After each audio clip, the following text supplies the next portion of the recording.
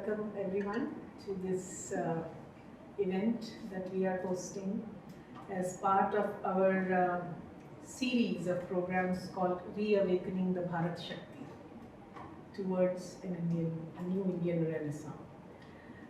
So Renaissance is the name of our monthly online journal that we edit here at Sri Aurobindo Society, and every month we have a new theme, and generally these themes are part of a bigger series of that we are working on. So this time, since September of 2022, we are working with this series called All Life is Yoga, and we had our first issue in that as on the theme conscious parenting, then we had education for the new age, then work and yoga, and now we are working on the next theme which will be released in January, and that theme is human relations and yoga. And we know how Sri Aurobindo and Mother have both spoken and written a lot about, deliberated, reflected a lot, given us a lot of deeper insight into this topic of love and human relations in the yogic light. So with that, as part of our work in the journal, we also host one or two live or online events so that we also get some fresh insights, fresh light on what Mother and Sri Aurobindo have said through our own experiences. So I have known Lakshmi Jyothi for a number of years. I think maybe it was in 2008 or something like that. We had met at Sakar, and what we found was that we share a common love for Sri Aurobindo's writings on Indian culture and his social philosophy. So human cycle, ideal of human unity, and so we had studied many of these works together.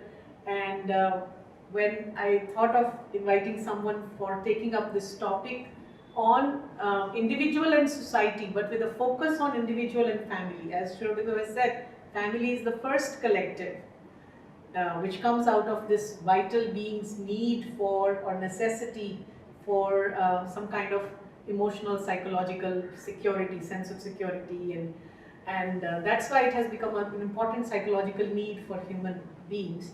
So we thought we'll zoom in on that. So she and I had some discussions about this, and we came up with this topic that will explore individual and family in the light of Sri Aurobindo's social philosophy, in the light of social thought of Sri Aurobindo. So let me just briefly introduce Lakshmi Jyothi's background. So she is an ardent follower of Mother and Sri Aurobindo from her family background, the third generation follower of Sri Aurobindo and the Mother, their devotee. Her grandfather was a leading lawyer and correspondent of an Oriental college. I hope I may say his name correctly, Sri Aurobindo. And he had darshan of Sri Aurobindo and the Mother. So that was always just reading that gives me goosebumps that I'm sitting with somebody who comes from this family of, who had that darshan of that. And he had worked a lot of spreading the light and message of Sri Aurobindo and the Mother in Andhra Pradesh. And since her college days, she's been very much interested in studying and reading the works of Mother Sri Aurobindo, understanding the spiritual dimension of human nature and the application of spiritual light into our life, various aspects of life and in the contemporary world. So both at an individual level and at the society or the humanity level. Professionally, she holds a degree in tourism administration from University of Pondicherry, and she has worked in various capacities in tourism related professions in both public and private sector, specifically in Andhra Pradesh, before Telangana was born. She was a senior tourism officer working in Secretariat of Andhra Pradesh government when several major projects were being initiated by the then government. She was the Chief Training Officer, Tourism and Hospitality Training Center at Andhra Pradesh Tourism, and she also organized several workshops, conferences and contributed articles. She's now currently also works as a freelance tourism consultant.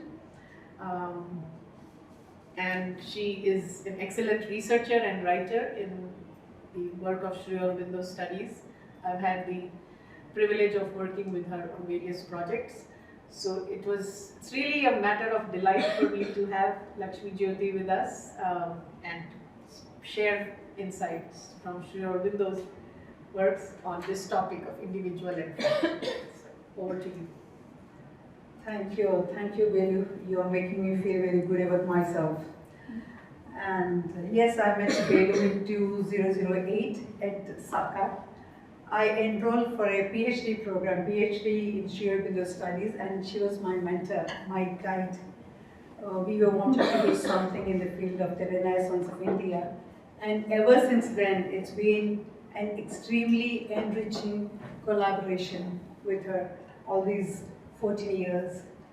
And thank you, because this is a very special moment for me, because I'm here in society trying to share my ideas with you, and society is the place where my spiritual aspiration took a form. This is where my aspiration got stronger and it got built up.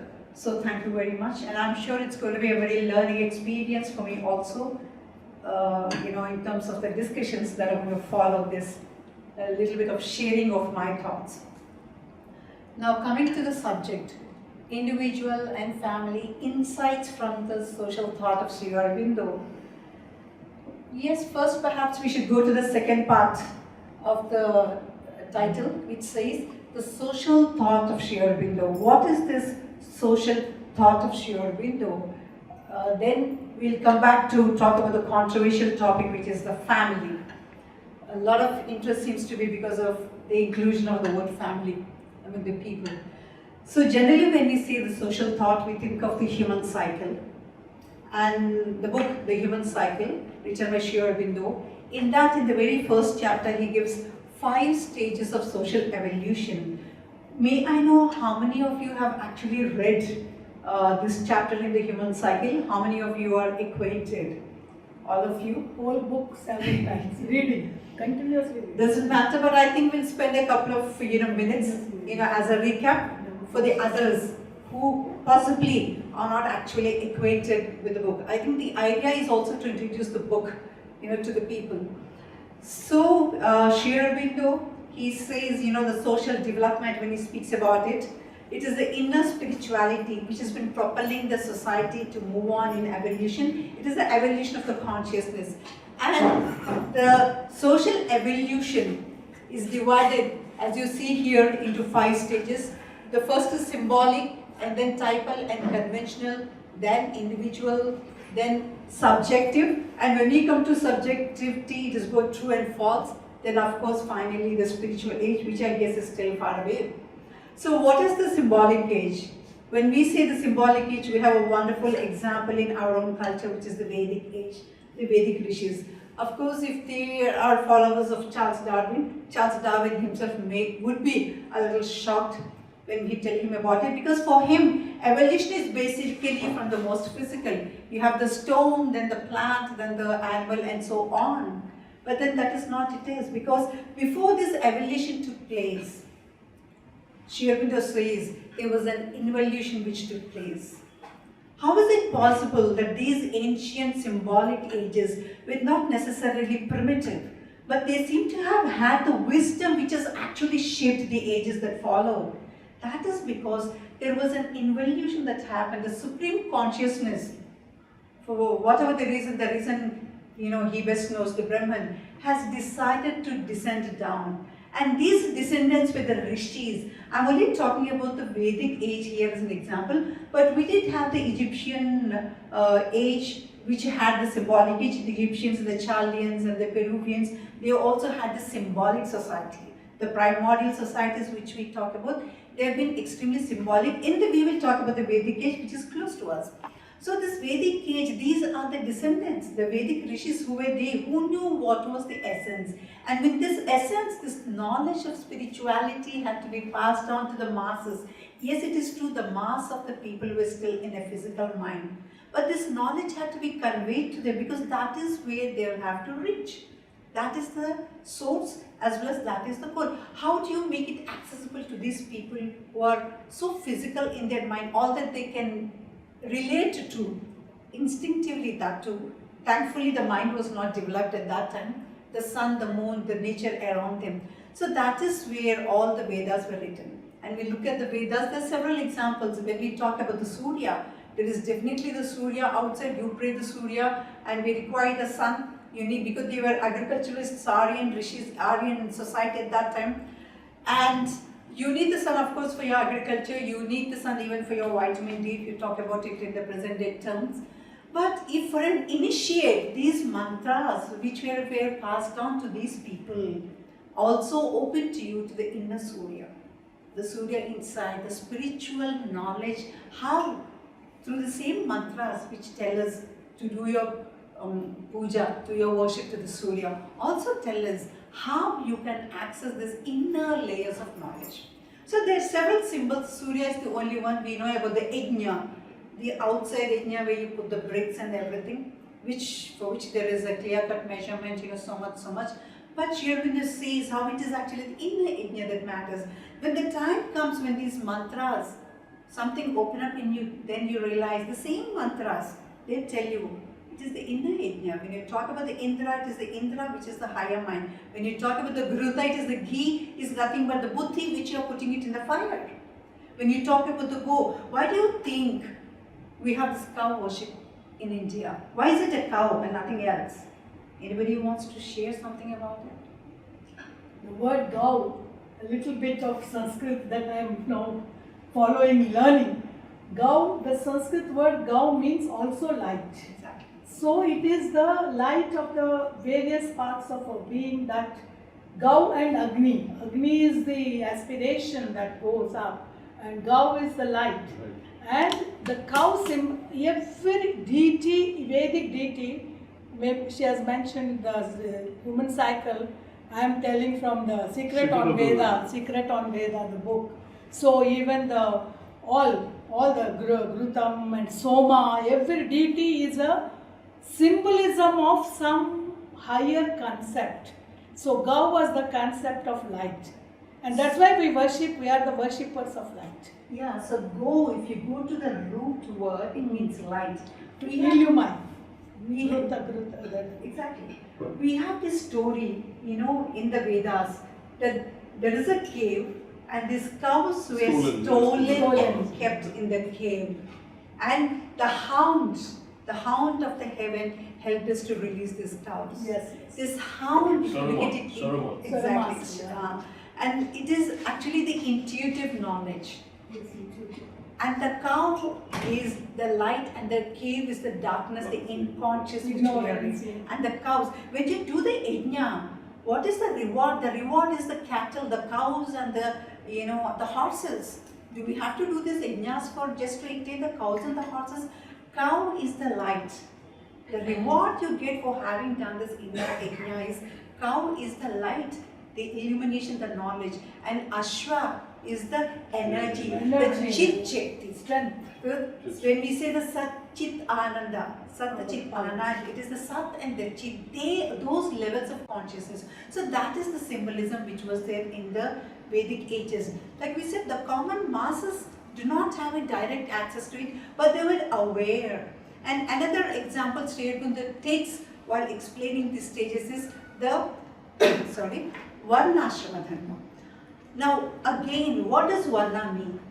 Varna, generally it is explained as color, but it is not color. It comes from the Vuru. You have the words like Varam, you have the words like Vrun, which means to choose. So your, this Chaturvarna, Brahmin, Kshatriya, Vaishya and Shudras were actually chosen by the people. They were not imposed. The system in the symbolic age was very loose, depending upon your svabhava. Vrishni, if you read the Kathopanishad, this word comes very often because Nachiketa was choosing the bones. This word is very much repeated. So it actually means choosing. Depending upon svabhava, I choose to be a Brahmin, I choose to be a Kshatriya. Guna and karma. Guna and karma. Sorry? Guna and karma. Yes, Guna and karma. That's what the Bhagavad Gita says. As per exactly. Chaturvarnam maya srishya gunakarma vibhava. Exactly, that's what the Bhagavad Gita It's says. simplified from the Upanishad. So that was the symbolic age where, when you choose to be a Brahmin, this being a Brahmin is going to help you in the society, the physical society outside. But not only that, it is also a tool for you when you are initiated to reach the Brahman consciousness. So in the Purusha Sukta, when he says Brahmin came from the head, Kshatriya came from the shoulders, the Vaishya came from the thighs, and the Shudra from the feet, they are all the parts of the Brahman, and it's not like Brahman was sitting there having all these parts. It's a symbolic representation to see. Obviously, Brahmin means knowledge. Head stands for knowledge. Our shoulders stand for, the Valor, vital, valor. the valor, the vital energy. Then, the Vaishya, which is half vital, half physical, and finally Shudra, which is, so through these professions, to use a, common word profession, we not only have a livelihood in the society, but these are actually the ways for us to achieve the ultimate. And at every phase of life, the human being was reminded, hello boss, this is your aim. Today you may not be concentrating on that. Whether you marry, you have a child, you take the child to the school or whatever, we start with a puja. We are constantly reminded that is the aim, that is the aim, that is what. So now, okay, that was a symbolic age, and through the typal, let us move towards the conventional age. Typal age is the spiritual essence, the spiritual symbolism was lost, but still there was the psychological. We are still choosing these varnas basing on our swabhava. The psychological approach was still there. And in that very first chapter, Sri Aurobindo explains very beautifully, all of us should read it, para wise, because how within the conventional age, there are several layers. Finally, we come to the gross conventional age where everything is, if you take the Varnashram Dharma, especially based on the birth. You are born as a Brahmin, you better behave as a Brahmin. Whether you have the required swabhava or not. You are born as a Kshatriya. You may be born as a Kshatriya, but you may be weak. How can you be weak?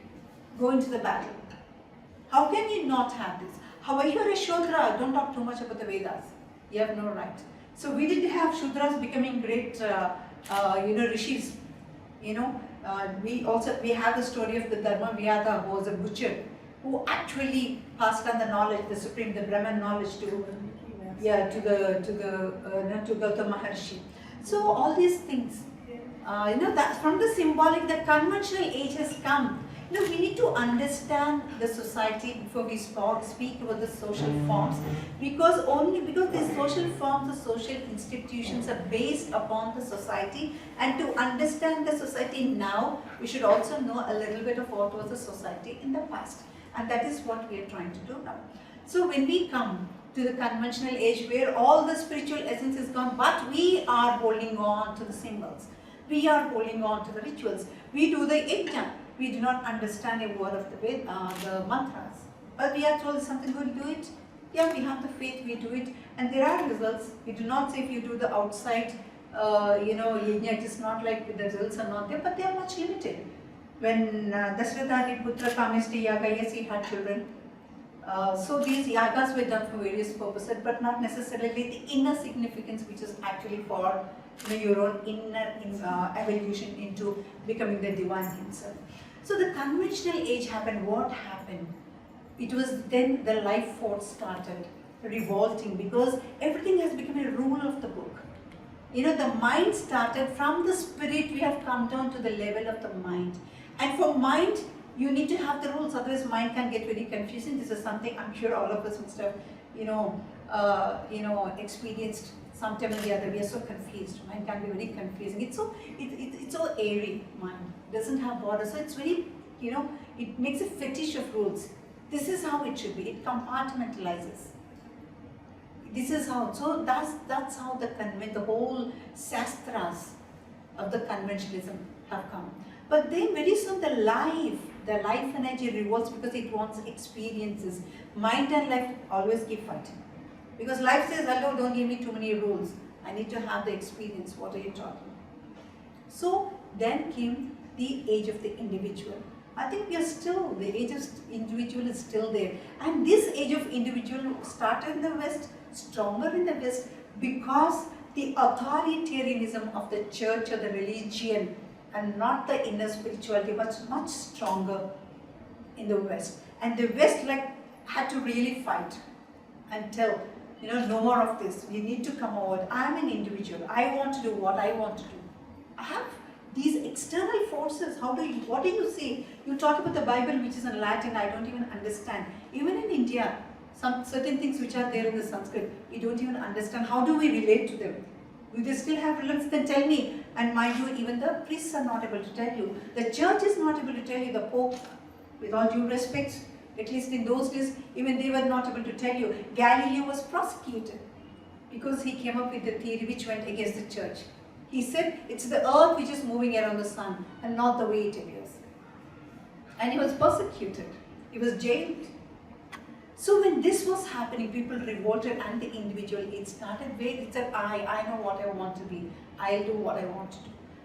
It is my inner feelings that matter, my inner thoughts that matter. So now from that individual age, but in India, it was not very impactful because we always had a religious and spiritual freedom. If you are not happy with the Shaivites, Vishnu is there. You are not happy with Vishnu also, Rama is there. If you are not happy with Rama also, those were the days when Buddhism started coming up. This diversity in spirituality, it's amazing. Many people question, but this is what has sustained this civilization. This diversity at the lower rungs, because at the lower levels, the diversity is, we're all very different people. And through this diversity, we need to be guided to that unity. From here to there, if you are taking one single step, it is not likely to happen.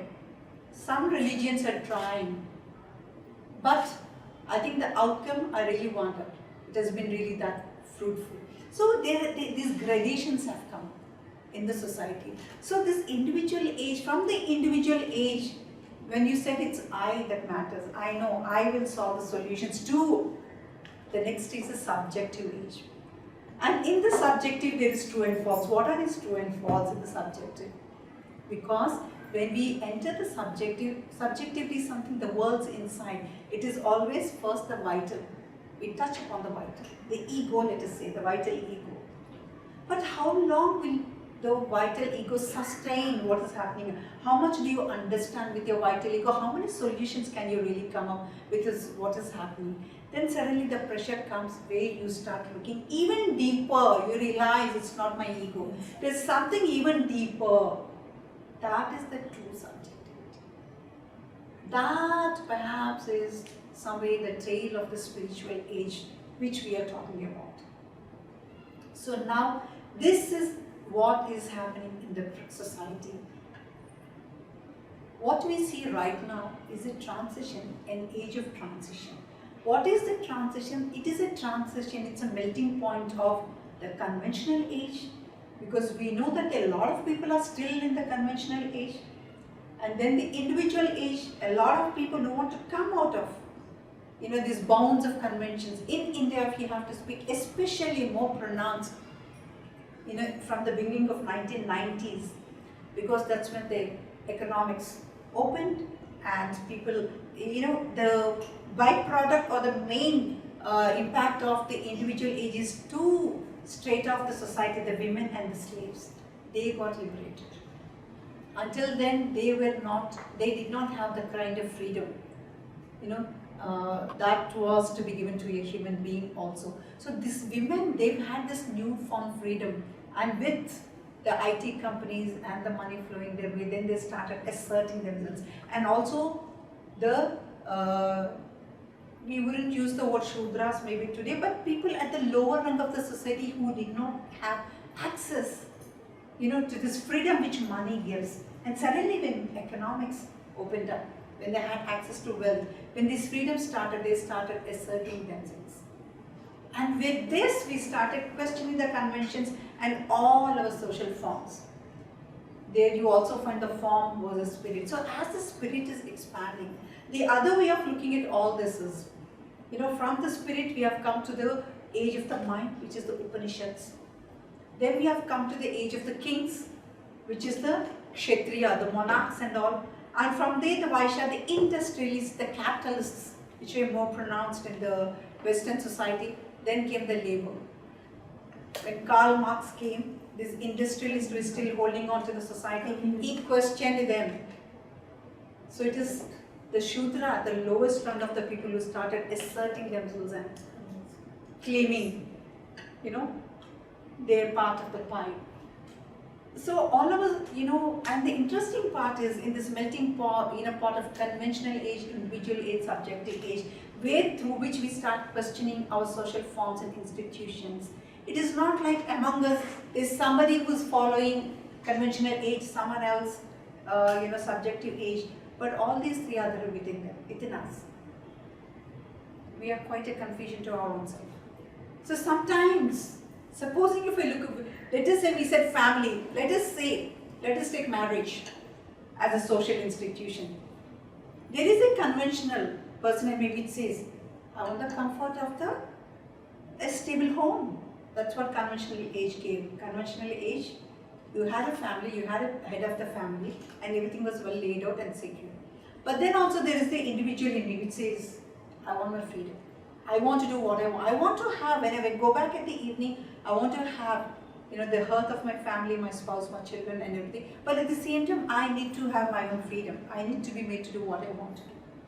And beyond all this, we are also in a subjective age where those of us who are here, there is this calling from inside, it says there's something beyond. And we are trying to find some institutions which can answer all the three. Is it possible? Can there be a system which caters within us the conventional age, the individual age, as well as the subjective age? The first two are based on ego. The conventional age which says, I want comfort, a stable life. The individual age is also ego which says, I want to be what I want to be. But the subjective age is actually goes against the other two, because it is actually about overcoming the ego and giving up, what you have for a divine purpose. So that is the background, that is what is happening. Either you have Ukraine fighting with, Russia, or you will fight with your spouse in your house.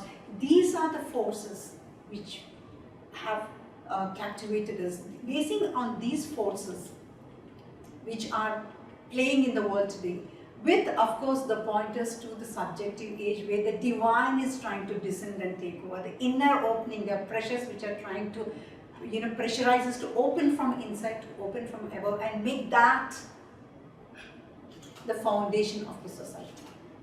Sri Aurobindo speaks of the interspace. We are all here today, we are talking about surrendering ourselves to a divine purpose. But between this stage where we are still rational, individual age is basically a rational age and we are in a rational age. Between this stage to reach subjective stage, which is supra-rational, which is beyond rationality, there is an interspace of confusion. There is an interspace of obscurity. So this is the age of transition, and here it takes a particular turn because what we are seeing is not one age to the other, one yuga to the yoga, but one kalpa to the other kalpa. We have finished the Satya, Dwapara, Treta, Dwapara and Kali Yuga, and we are starting another where Sri Aurobindo says there's a new race. The Manvantara is over. Manvantara is Manu, Manu is mind. The rule of the human being, the rule of the mind, it has descended to the physical, that's been over. But now there's a new race. So completely the foundation of the society itself has to change to this inner base, which is the psychic, the subjective. So tomorrow when we speak about our education, when we speak about a family system, when we speak about industrialization or whatever, we should be basing on them, we should be evolving a vision based this inner evolution as the foundation. I want to start a school. It should not only cater to the present needs. Okay, the child must be, the IT, the child must be, this, the child must be healthy. But also there are, let me tell you, people who are trying to introduce healing techniques into the education. There are courses which are trying to tell us how to open our intuitive faculties. It's like the ancient days when Satyakama Jabali, when he went to the Guru said, okay, I'll educate you, take this 400 cattle, go to the forest, double them and come. That is a symbolic stage. But what he is learned in this process is the Brahman consciousness. Indra, Agni, they all came. So that is going to be the future. And let me tell you, there are youngsters today who speak about being centered. There are youngsters today who are not necessarily trapped into wanting to go abroad and make money, but what I observe most is they want to take up a cause and live for a cause which touches their heart. That is what the coming generation is looking for. So in that concept, what do we mean by a family? So you see, what is family? You see, we all have our problems with the family. You know, when Biswajit sent me my flyer, she said, please pass it in your circuits also. I got a little frantic. Oh, it's like, I need to make sure that some people come in it and then talk. So frantic, I sent it to some groups. And interestingly, there was quite a bit of response. And this response is from outside. They said, is there a Zoom link we would like to? Well, the interest was not so much in me, but the interest was definitely in the word family, I guess. So all of us, generally we are in the family, we have this, conflicts in the family. But maybe not so much in this community. I think this community, perhaps we have fought with the devils of the family and we have come out of it and here. Or maybe we have brought our families over here. If the devils still exist, everything will be transformed. So here, but the way we look at family is like Belu mentioned, the first collective. The immediate circle of people. Till now we said individual, we said subjective, which is something to do with a world, with a me.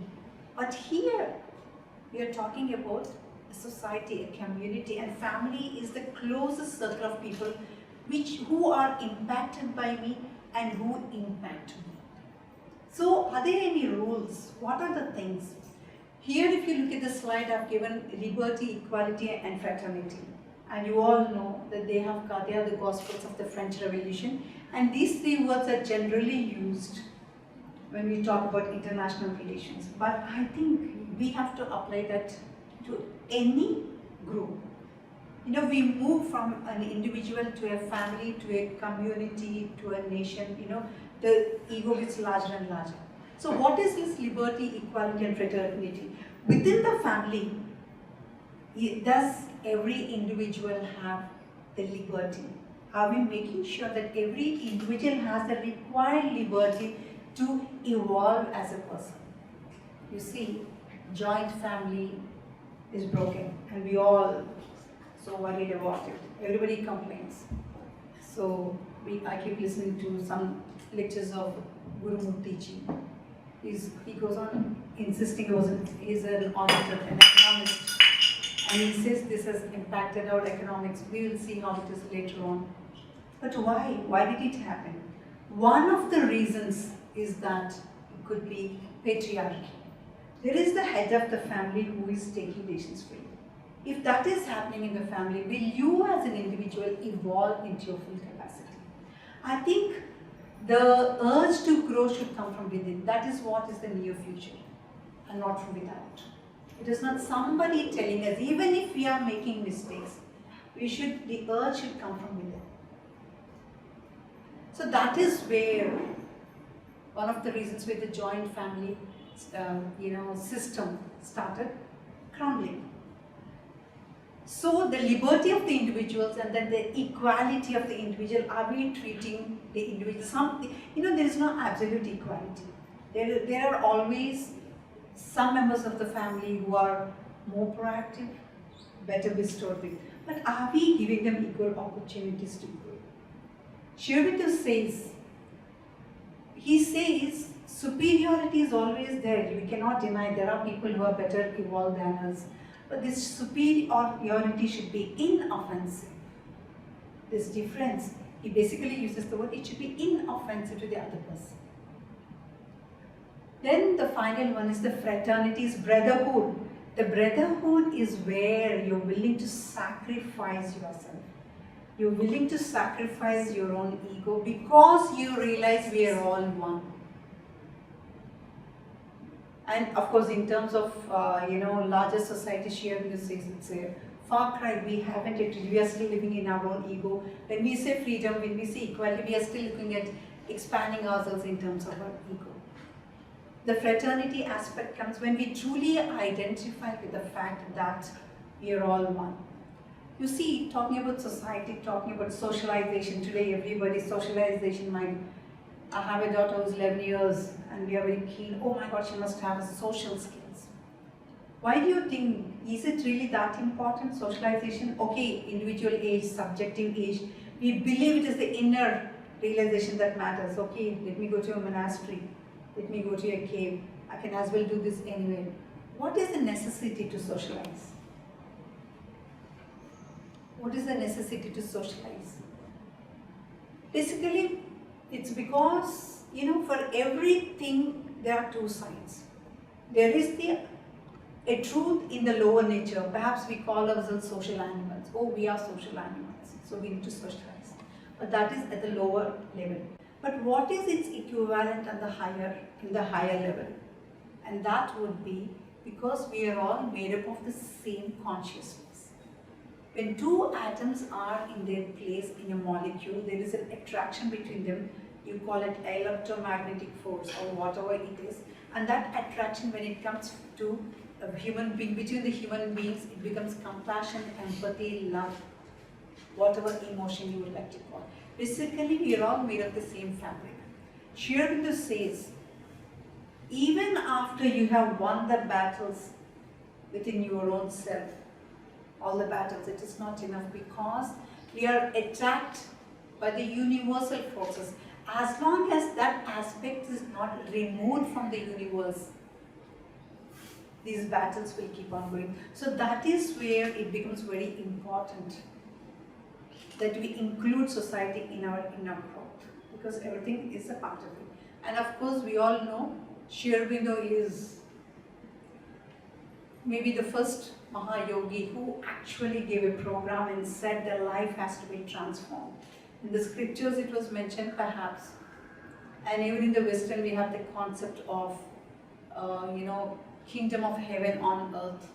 But it is Sri Aurobindo who actually came and said this is the aim and the only aim where life has to be transformed. And that transformation comes when we make our first move towards a supra-rational life. And everything, including our relations with human beings, have to be based on this truth that we are all moving towards that. And act from there. Now, so when we say there is this doctrine of self-sacrifice, Sri Aurobindo talks about, I will not read the whole thing. The moment we talk about from the individual to the service, to the society, the first requirement is you're willing to make a sacrifice. You are willing to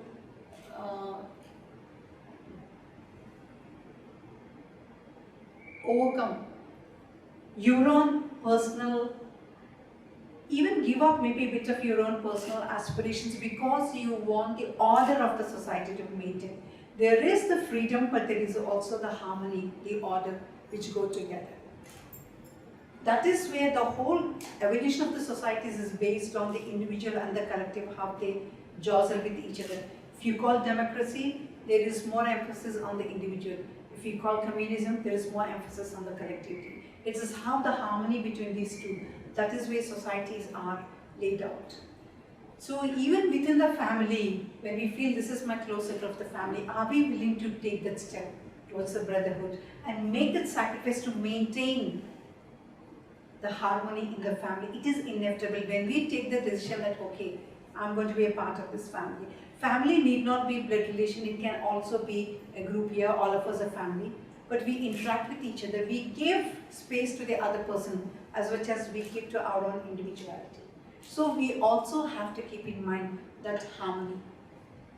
And for that, there is doctrine of self-sacrifice. I will only read the last, para, which says, the real development of the God in man does not begin until the family becomes so much dearer than the life of the body that a man is ready to sacrifice himself for it and give up his ease or even his life for its welfare or its protection. This is Sri Aurobindo's quotation.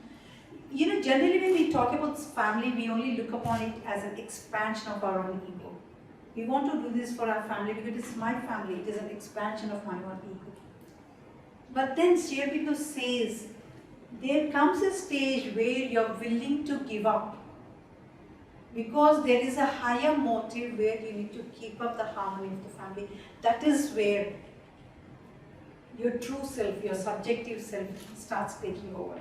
For example, we had this freedom movement where even families did not matter. We gave up families, we gave up properties, we gave up everything. We plunged into the, into this field. So that, because at that time it was not family that was important. The truth of the age was the freedom of the country. So there you are willing to give up your property, your family also, yourself also. That is where, that is the kind of sacrifice when we can make, we can say, we are moving towards becoming God, the divine within us.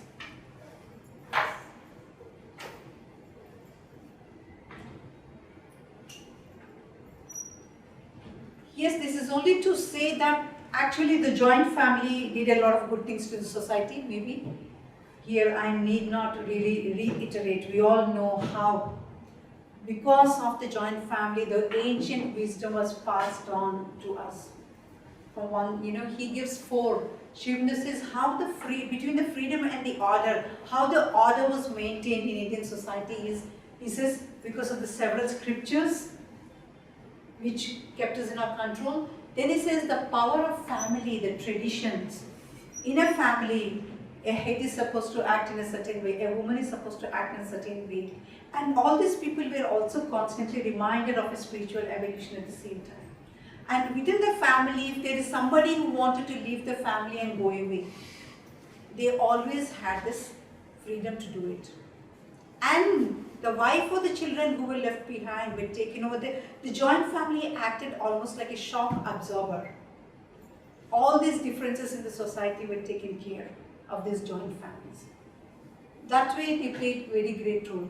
There is this triple quartet, the 4 objects of life. This is only to see the geniosity which has gone into giving a framework to our own society. To give an order. At the same time to tell them there is something beyond it. The 4 objects of life, when we say dharma, artha, kama, moksha, we start with the kama, then the artha. So here all the human possibilities are included. There is a scale and there is a gradation. We haven't left anybody outside the purview. So this is the way the entire Grihastha Ashrama Dharma was built. So in the modern society, when we speak about the conventional age, the individual age and the subjective age which is pushing on us, how do we organize these families? How do we identify a problem and say, is this problem is just a problem which is an ego issue, or is it a problem which is genuine to my own personal growth? How do we come to know about it? That we will see as we move on. I'm not going into the details because I believe quite a few of us are quite informed of these details. So these are some of the advantages of the joint family system. There is the wider brotherhood and unity. The family has brought about, the way you feel for another member in the family, the brotherhood. And there is a training. We always know that the Grihastha Dharma is actually a training, a preparedness in us before we actually take the plunge into the spirituality. After the brahmacharya, the education, the person is always asked, would you like to take up a spiritual path to become a sannyasa, or would you like to take up the Grihastha? He was given the choice was always there. And when you take up the Grihastha Dharma, also you're reminded at every stage that your ultimate aim is actually the spirituality. This is only a framework because your adhara is not prepared, you're not ready. But there is so much, the Grihastha, the Yajamani in the Grihastha Dharma does for the society, for the well-being of the society. So there is a dharma. There are some rules which the Yajamani follows within that setup. This is an aphorism by Sri Aurobindo where he says, India had three fortresses of a communal life: the village community, the larger joint family, and the orders of the sannyasis. But let us go to the second part of the quotation. He says, all these are broken or breaking. Should we really sit and lament? Oh my God, what happened in the joint family system? Maybe many people say, we have done a mistake, we should go back. Are we going back to them? With the stride of egoistic conceptions of social life, they have broken because they are basically the egoistic conceptions of social life. They are all based on how to secure our, within the limits of our ego. Sri Aurobindo says ego was a helper and is a bar. So when you are in the ordinary consciousness, it is your ego that matters. And it is the expansion of the ego that matters, because when your ego, when your capacities as an individual expand, then you have to expand. Your vitality has to expand, your mental knowledge has to expand. Only then you will reach a threshold where it snaps and you try to go beyond your ego. It is in that stage of becoming an individual is very important. Even if it is centered around your ego. Mother said, if you are not an individual in yourself, you have nothing to offer to me, she said. So, but is not this, after all, only the breaking of these imperfect molds? Why did we break them? Because they have become imperfect. Because they are preventing us to grow beyond. They are not giving the scope for all the play of our emotions and the ideals which seem to be developing as the society is evolving, as we are becoming one family. The physical oneness has come with that, the mind has been expanding with that, our needs have been changing. So these molds are broken on the way to a larger and a diviner communism. We speak about the Deva Sanghas. So what is the role of a family in this Deva Sanghas? You know? So next is the mother's quotation.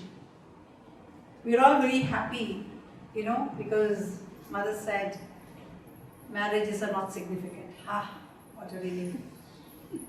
Also, that itself is a liberation. So, but is that the way it is? Let us just look at it. Here is mother's quotation. She says, yes, only for the few exceptional individuals. Do we fall into that category? Who follow some high mental or spiritual ideal. When they said, is marriage irrelevant? You know, here, when we speak about individualism, we're all very excited. Ah, that's what the Americans do. And no wonder American society is a better society. You know, they don't have a proper institution of marriage. They give so much importance to the individual. And that's what, you know, we're also, you know, saying an individual has to grow. But you see, the individualism of Americans is different from the individualism of Indians. You know, Sri Aurobindo says there are several tools. There are the Western tools which we take. But these tools have to be adapted to our own cause, which is spiritual growth. Our individualism is limited to the scope where we would like to grow spiritually.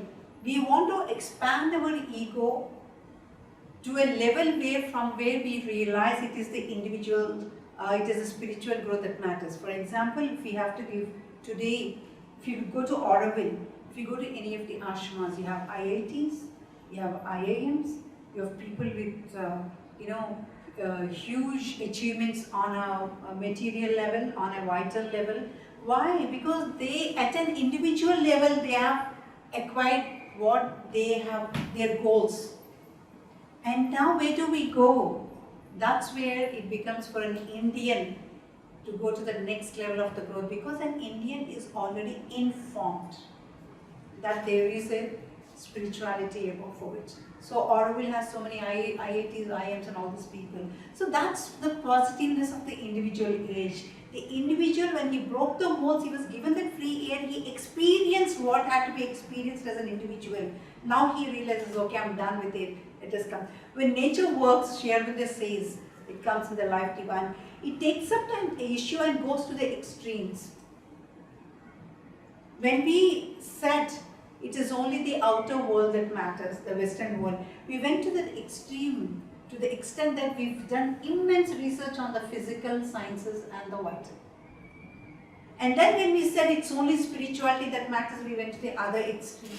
We said, no, all this is nothing, Maya, forget this world and life and everything. And then nature comes back and brings a balance between these two. So sometimes when we go beyond a certain aspect, the times require it, but then we come back to the balance. And now here, in the next one she says, I will only read the mother's answers.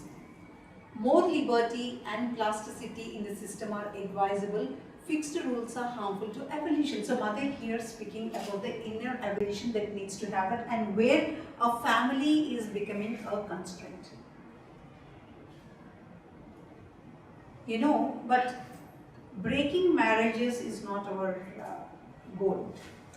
There was a time, there's a joke, when the time of Raja Ramahandra and later when widows, they said widow remarriage, So all these social leaders, they started bringing all the widows and getting them married. And some of the widows realized they were better off as widows than get married again. And there are some more who became widows even immediately after that.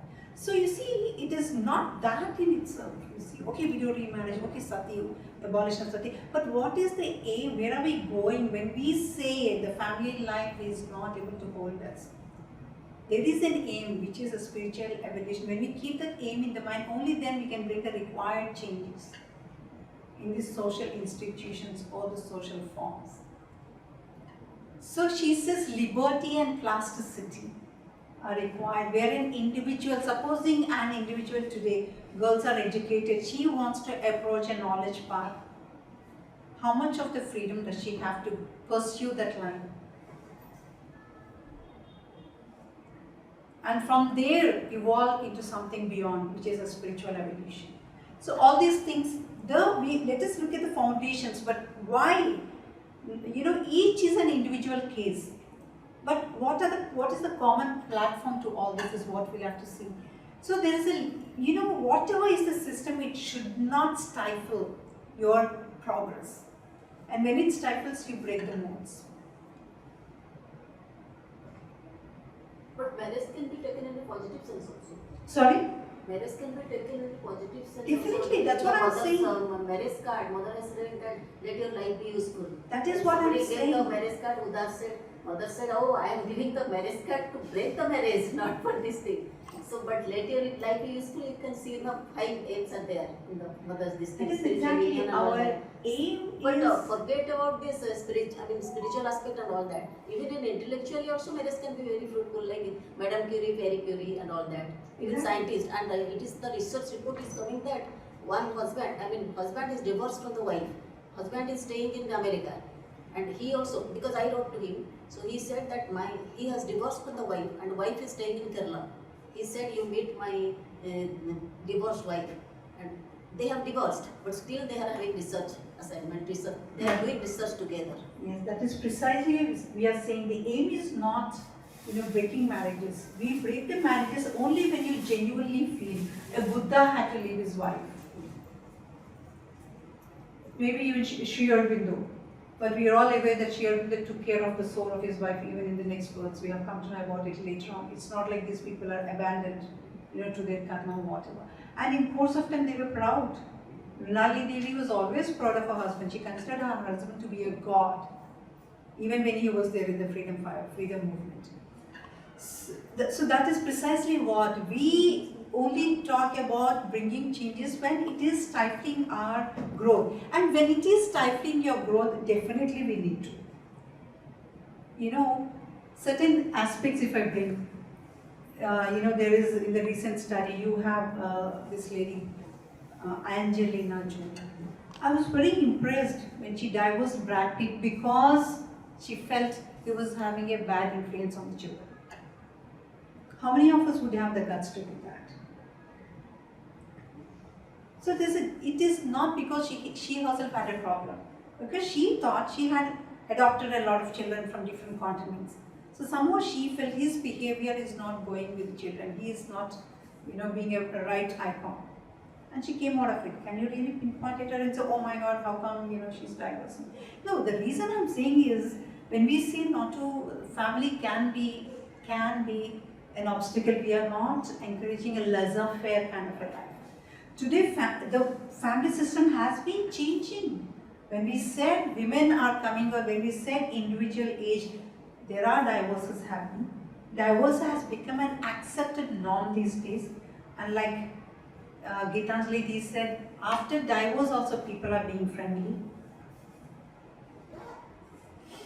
And then after that,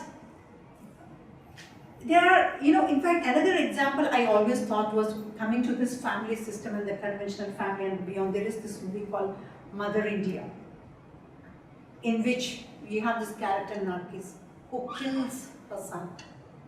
How many of us will have the guts to? It's a family. It's a family issue.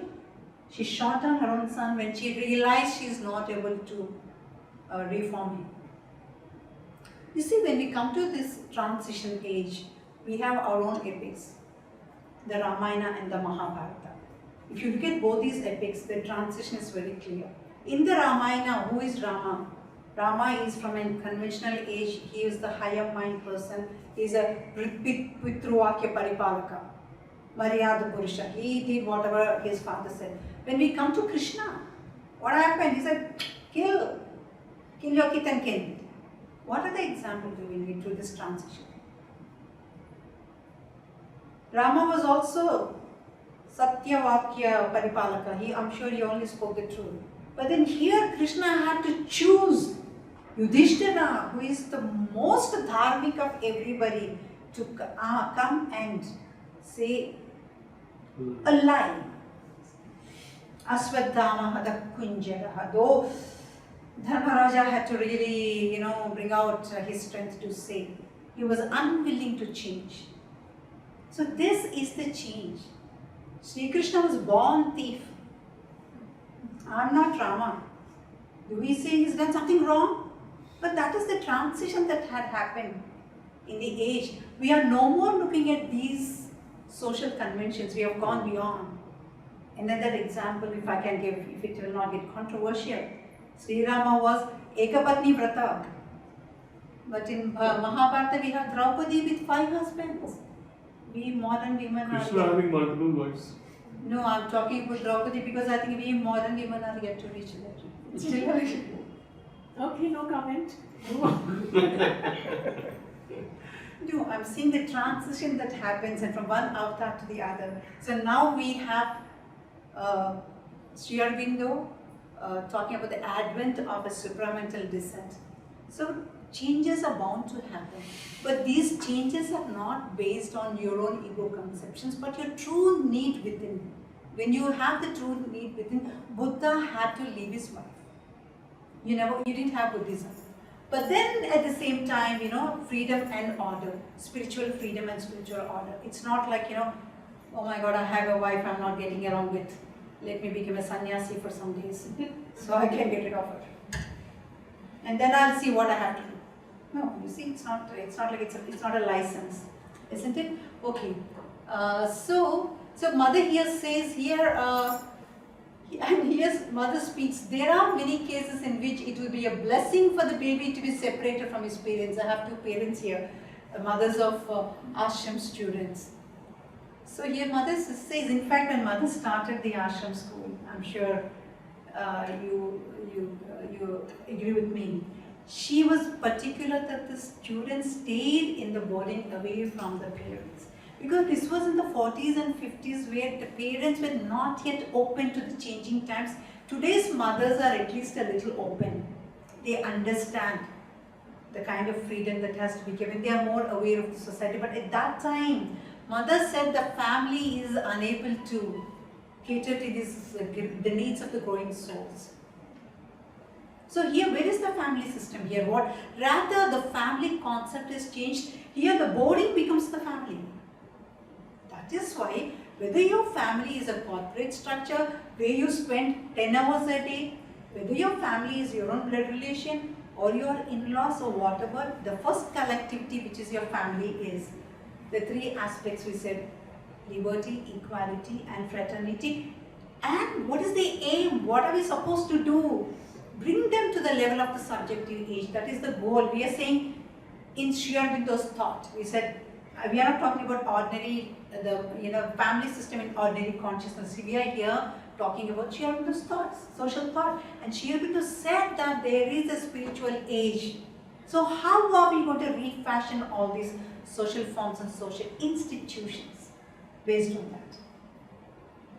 Is what we need to consider. Otherwise, we are doing what the outside world is doing. Is India here for that? When India becomes a superpower, are we going to become a superpower like America? No, we have deeper aims. So here she says a minimum of rules, a maximum of freedom, the freedom within.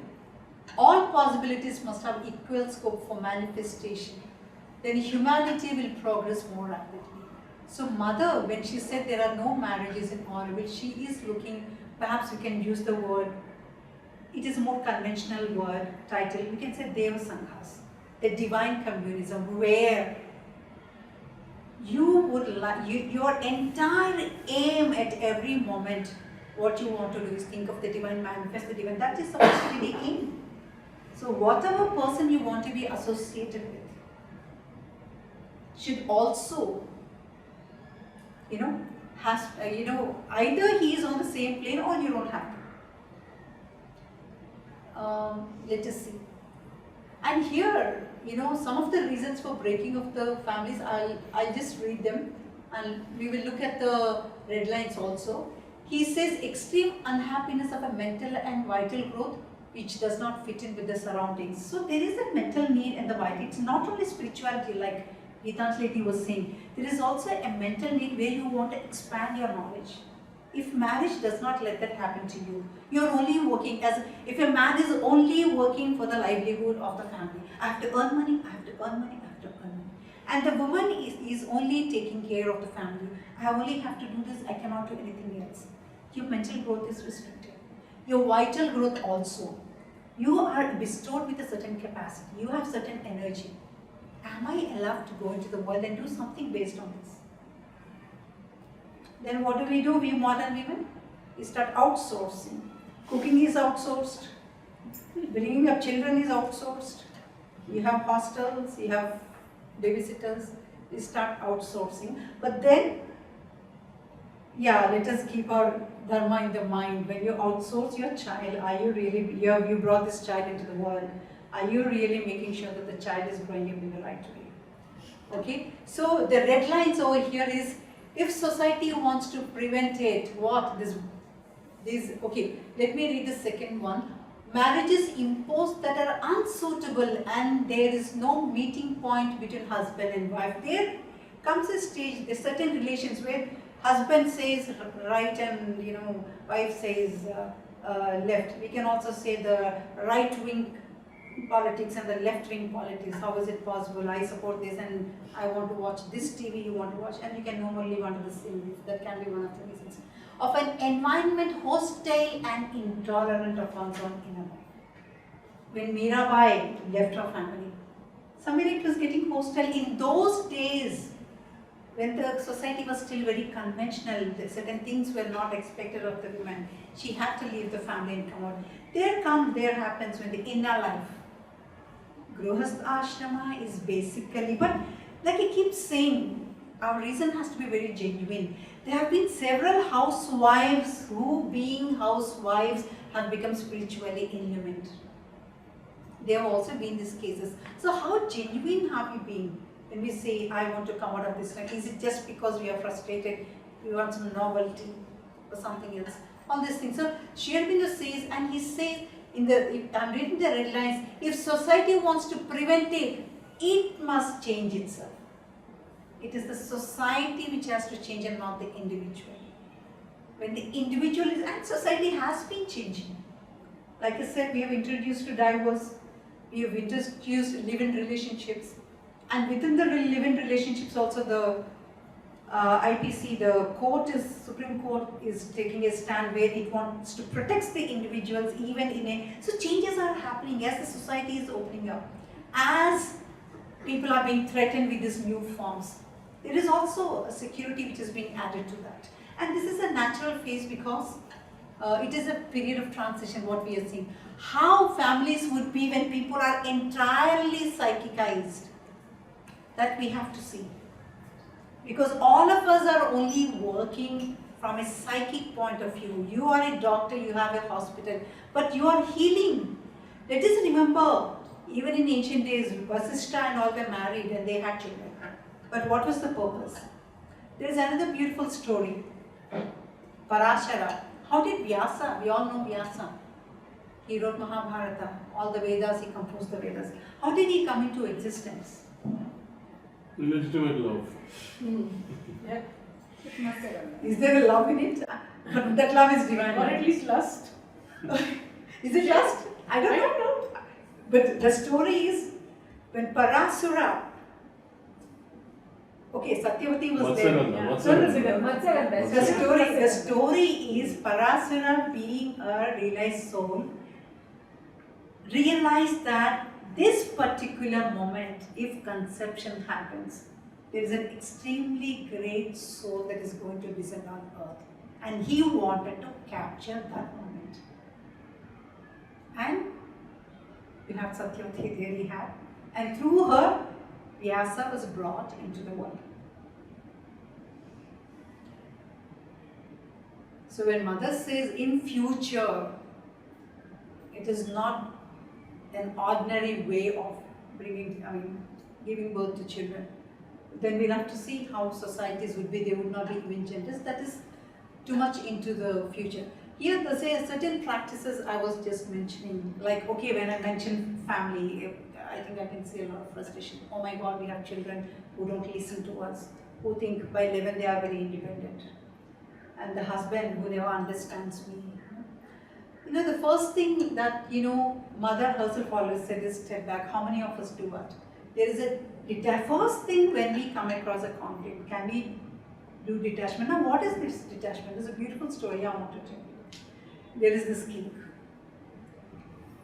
He was ruling and all that he had in the kingdom was problems and problems and problems, and he was fed up and tired. He said, okay, I agree, I'm incompetent to hold any of this. So he went to his guru. He said, Master, I'm falling at your feet. I am good for nothing. I'm not able to manage this kingdom. So please, you give to anybody. You tell me who is this is a more capable person. I'll hand over the kingdom to him. I don't want it. I agree. I confess I can't handle it. Then the master said, are you sure with your decision? Yes, please. I want to give away this kingdom to somebody. The king said. Then the master thought for a while and said, will you give it to me? Well, the king was a little surprised. But then he said, whoever, I want to just get rid of it, and if my guru takes it, nothing like that. Yes, sir, please, I will give it to you. Please take it. And the ceremony was organized. He brought the water, poured the water, and the kingdom was given away to the guru. Then the guru says, so I'm the king. So you are the subject, so you have to listen to whatever the king says. Yes, sir, please tell me. I'll do whatever you say. What is it that you want me to do? Then the guru says, please go back and rule. He said, no, this is interesting. What is this? I wanted to get rid of it. And you want me to rule? He said, just go and rule, let me see. And he did a fabulous work. Because now he is conscious that he is ruling for the Guru. So how many of us, even in our families, can offer to the divine and tell, I am doing it as the instrument of the divine. We get bogged down because we think we are the ones who have to put, I am the one who has to raise this child. Can we loosen up a little? Can we become a little detached? Can we step back? Can we offer it to the divine and say, I'm here as your instrument. And I will do. That detachment itself makes us more efficient. Mother says, depression happens because of the ego. Yes. Why? Because you think it's you who has to do. The whole thing is happening because of me. There's $1 million industry which says, you become what you think. You want to become a CEO of a company, after 4 days the whole nature will collude and you will become someone. Law of attraction. Law of attraction. Yeah. The secret. Yeah, that book has done a lot more damage than Damage. Exactly. It's People suicidal. are- yeah. It's suicidal. Horrible. It's more on, it is actually instigating the ego and desire. It glorifies greed. I have read and I met them also. glorifies It's greed. instigating the desires. It's not controlling. Like what she narrated is that the king now started the Nishkama karma of ruling. Earlier he was doing the Sakama karma of ruling. Now the difference comes, isn't it? So it is when we think we are the ones, and that's not the way for heaven's sake. Yes. Okay, your imagination is strong, but that is not the only one. There are divine forces much above us, Exactly. which are pushing on in our life. And there is the prarabdha karma, which ourselves have attained, gathered and heaped, which also has its role to play. So there are all these things which are playing its role. It's not like, I think and I become. Of course, we need to keep a very positive vibration. We need to be very positive that things are happening, but it doesn't happen that way. Now the other one is, I said, be centered. We are the whole. When we enter the marriage, let us not enter thinking, there is somebody I can depend upon. No, that's not the way. There is no better half. We are half, we are full. It is everything ourselves. Half a full, quarter or whatever. It is our own soul that matters. Yes, we seek companionship. And let us be very frank, we are seeking companionship because in some way there is that vital. It's not because there is something psychic. Tantra yoga, I want to practice, I'm looking for a partner, please. That is one in a lakh perhaps, Let us be honest. So when we seek, let us be conscious. So let us be centered within ourselves. You see, I think of the example of the mother herself. Who did mother marry? She married a lot of falsehood. Imagine this immense purity and divinity having to share her life on in every daily moment with the falsehood, with the asura. Can you imagine having a person, an ill-will person in your backyard? And what are we complaining? So be centered and face your own shadows. This is very important for us mothers, parents, because it is our own shadows which we impose on the child. Many times, oh, my child is not able to make it to the top. Oh, my child is not able to be like the others. Why should the child be like others? It is a soul which we have brought. So these are our own shadows first we need to fight with. We need to become a little more holistic in our own self. Then we will be able to guide the child better. I wanted to be a CEO, but why can't my child be? My child is a part of me. I want her, to be a CEO. We are still in that age. Let me tell you, despite the fact that education has improved, we give them the freedom only to the extent we can still keep our hold on. So be centered, we to our own, so there is no better half, equal half. We are complete in our own. We have to become complete in our own self. Yes, we seek the companionship. And the third one, I said conscious decisions. Take a very conscious decision that you want to get married. Don't tell, my father said, what a mistake, and I got married. It's like saying, you go to Tirupati Balaji and you say, Balaji, please let me get so much of money and I'll shave my neighbor's head. That's not what you say to Balaji. Balaji will, even if you want to give him something, he'll take it back. Otherwise, it's your responsibility. You're taking patience. You're being what you are. Isn't it? So we have to take our own conscious decisions. We have to be fully aware. This is what our culture did previously. Unfortunately, when people are now paying, maybe the new generation is different, but there was an age when we entered this institute of marriage, we didn't even know what was to be expected. From one side, the women wanted to be independent, they had the freedom of money. From the other side, they are still expected to be, complying with the demands of the household, and they were torn apart. There were many women who had a very difficult time because there was nobody to counsel and say, this is what is going to come. So how it is our culture which always prepares us for certain things, but not the culture itself is changing as a fabric. So what is going to be the new form of institution? We speak about counselors, family counselors. Are they going to do justice? I do not know. We have to see how we need to handle this or evolve, start evolving a culture among the people where people understand that okay, we are here for an inner development. And that's what either marriage or bringing up a child has to be based on. Then I said every small victory, let me tell you, within our own small setup of a family, every small victory has its repercussions in the larger world outside. It is these small victories that matter. It is not necessarily I stand and say feminism and liberty. No, as a woman, how much of these things I have to overcome, how much of the shortcomings, when I have a vital attraction for somebody, could I overcome that and still do and give a genuine service to the family. So these small victories have their repercussions in the world outside. So every small victory within the small collectivity of the family also matters. You know, people say we have Swami Vivekananda and Sri Aurobindo, both of them were present more or less at the same time. You know, but Vivekananda mission is so popular. Everybody knows what Swami Vivekananda said. There are missions everywhere, but Sri Aurobindo, it's not like that. Because valid conscious people never compromise. Sorry? Valid conscious people never compromise. And it is also because the development in the world is not necessarily going with the stamp of Sri Aurobindo. Sri Aurobindo was not like, okay, if Asia is rising, you have to say, oh, Sri Aurobindo said, so that is why Asia is rising. No, it was not like that. We see whatever Sri Aurobindo spread, if you ask me, Sri Aurobindo's message has been not only spreading like anything, but the world is embodying, the world is growing on the principles of what Mother and Sri Aurobindo have. Exactly.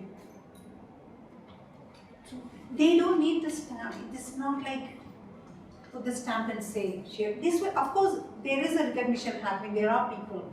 You know, today, when education, when I see the details. Their message is more subtle, I think, compared to Swami Vivekananda. Sri Aurobindo's message is more subtle and more intellectual. Not easy for the masses to follow. No, even that, actually, I beg to differ. When people say it is intellectual, we have the entire Orissa, which has opened to the heart, to their heart to Sri Aurobindo and the mother. I do not, and you know, when you go with a true, genuine aspiration, I don't think it's so difficult to understand Sri Aurobindo. It is Mother who guides you. There are people here, they may not have degrees, but you ask them, what is the essence of Sri Aurobindo's message? They will tell us. But Sri Aurobindo's things may be slow, but actually it is very, many people admire Sri Aurobindo rather than Vivekananda because Sri Aurobindo's works has too much. Nobody has done so much, 37 volumes and all that. Even Vivekananda's comic collected works. No, Sri Aurobindo's message Sri Aurobindo is a different Sri Aurobindo's message is integral. No, not only message, even the genius. Sri Aurobindo is the genius of genius. That you have to. Of course, and his message is not restricted to India. His message, why did he write Savitri in English? Because the West is also opening up. The West is coming from the below and opening up to the spirit. We in India, we open to the spirit and now we are trying to bring that spirit down. Only when you write it in English, there is no East and West. Now East and West are coming together. That only Sri Aurobindo could embody in himself. He grew up in the West. He came to the East. He brought the finest of these two elements together. It will take time for the world to say this happened because of Sri Aurobindo. But they are happening because of Sri Aurobindo. If people today, we have gurus who say you don't have to leave your house for spiritual realization. It was Sri Aurobindo who said, please, you are supposed to transform the life. You don't have to join the ashrams first. But today everybody says and everybody takes a pie of it. So what? His message is not only spreading, it is being applied. When you listen to Putin, you'll be surprised. It is like you wonder if he read Human Cycle. The couple of his sentences. No, because he speaks about when Russia fights with Ukraine, we see the Asia coming together, and that is the second dream of Sri Aurobindo. In the 5 dreams. May I just interrupt for a minute? I'm going beyond the topic. If there are specific questions or comments about the individual and family, I think that will be more connected to what we started off with today. So as interesting as everything else is, and that is the beauty of Sri Aurobindo. everything comes in. So if there are specific comments or questions about that, I think that will be good.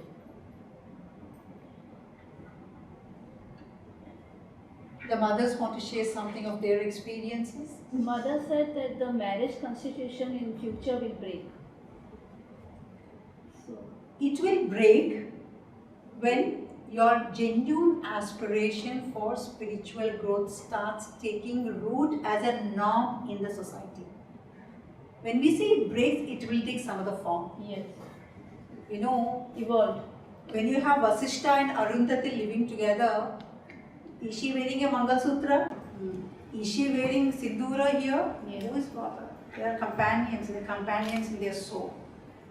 But I think this is a very interesting and very important example of Vasishta and Arundhati, because these are the two stars that a couple in many South Indian communities Symbolic. is They supposed show to They show after on the the day On the of day of marriage. marriage, yeah. And these are the only two stars where the both are revolving around each other. So it's not binary that star, only actually one it's a binary star. Yeah, it's a binary star. So that kind of relation between Vasishta and Arundhati or Agastya and Lopamudra, those are not normal, like what we yes. understand as normal It's not that husband-wife that bond relationships, and- where they each evolve to their best potential. And that is only the requirement actually, that we both, Yes. be helpful to each other to evolve. It's Yes. not the family life. and Yes, so all. that's what I think she read. Maximum of Why in freedom Aurobindo and minimum they of have- rules. Mother said about Aurobindo the same thing, that animality should move out. She had to add that later on, and stay with each other to evolve. The souls should evolve. They should help each other to evolve. Now, let me also add, Vishnu and Lakshmi, Shiva and Parvati and Brahma and Saraswati, because because now it is a fact. I hope Velu will not say I'm trying to make things controversial. When It's people, okay. I've known you for a long time. I know you're good at that. when people are converting others, you know what they go and say, what kind of a religion is this? Shiva has 2 wives. Krishna has so many wives. When we talk about Vishnu and Lakshmi, Vishnu is the one who maintains, let us say, his function. Lakshmi is the one who gives him the necessary, if we can use the common parlance, the forces of harmony to maintain. Shiva needs a Shakti because it destroys. You need the Shakti to destroy the Mahakali aspect. Brahma needs a Saraswati because he needs that kind of a knowledge to create. All are symbol. We started with those 5 ages, isn't it? So all these are is the symbolisms. Purusha We and try the to not Prakriti. make them personalities. When mother says, I exist not without him, That's what they will get mistaken. Without me is We get carried without away. me is unmanifest. What else do we need? Between the Purusha and the Prakriti, if we look at the highest primordial, Primordial it's a prototype Satchitananda. which is given to us. So how these two, when they come together, help each other in evolving and bring out the best in each other. But we seem to be doing the other, we seem to be bringing out the worst in each other, the way things are I would happening. like to add on this one point. Yesterday she spoke about gender, beyond gender, that mother and Sri Aurobindo was one. So when we read Life Divine or Senses of Yoga, when the description of the supramental age, the age, then we are caught up in our vital mind and we are thinking the birth will be in the same way. So when mother is saying no marriage or this thing, the creation we cannot even imagine because it's beyond ours.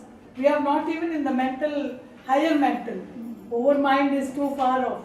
We are in the physical mind. We are reading and studying from, at least I feel I am absolutely from the physical mind. I may be reading tens of times. Also, my understanding goes only from physical mind. Maybe here and there, the light just spark comes. So in that age of supramental age, when the evolutionary stage comes to the earth consciousness or the world, the birth itself, we cannot imagine how the creation will evolve because we know, mother said the supramental body will be a different kind of thing. So we will not be, so it is beyond gender. Yesterday you read and that line I went and I started reading the entire chapter of that I Savitri, he and just she. want Beyond he and to- she, it goes beyond. I just want to mention just one more aspect, like in this society, the change that needs to come is that bachelorhood I've written out there. Supposing there is an individual who does not want to enter this traditional family system, wants to become a sadhaka, does society have a provision? In ancient India, they became the bhikshus. They could, if they didn't live for livelihood, they lived in their tapas, but they could go to anybody's house and the house would take care of them. The grihastha took care of them. Yes. But today there is always the fear. If my child wants to take up the spiritual life, is he well provided? Is there somebody to take care of him? Then comes the necessity to be attached to an organization. So maybe that is one aspect of society that needs to develop. Yes. A man or a woman who want to be on their own, how do we look upon them as spiritual sadhas? Our family. Number one, at least do we treat them with respect? First question. Then comes what else can be done to those people in the society? Yes, I think, thank you very much, Prilu. It was very much linked with what you spoke yesterday, no? In that gender, it is very much related because How do you it's see beyond gender. Gotra in this? Like you're talking about marriage. We are having so much inter-caste marriage, inter-religion marriage, inter-everything. What happens to the so-called Gotra? Well, Gotra does have a psychological lineage also. But then, when we speak about the Gotra, it is still an external manifestation. I think it should be an inner awareness rather than you see, when I am getting married to somebody because he is not from my Gotra, it is still an external factor which is working on me. External factors do act until we become realized in words. When I'm inwardly realized, I don't ask what the Gotra is. I just know this is the soul. It comes from an identity. The knowledge that comes for a realized soul is by identity. At that time, I realized there are people, when they look at the people and say, I feel an affinity towards this person. Quite possible, maybe that the Gotra is the same, maybe. And afterwards, when both of you sit and listen, look into it, there must be some aspects somewhere in the past which has brought you together. So when we look at the Gotras that is still an external factor, but it is the inner realization which matters, which is the ultimate. That's what Sri Aurobindo keeps on insisting. Even the Vedas come with the proclamation, with the disclaimer. Please, before you take to me, experience it within yourself. This will you take on to me. Thank you so much for doing so much. I just want to thank you so much for really bringing some, I wouldn't say controversial, but very important insights. So, and just a small token of our appreciation. Thank you so much. Thank you for spending so much time.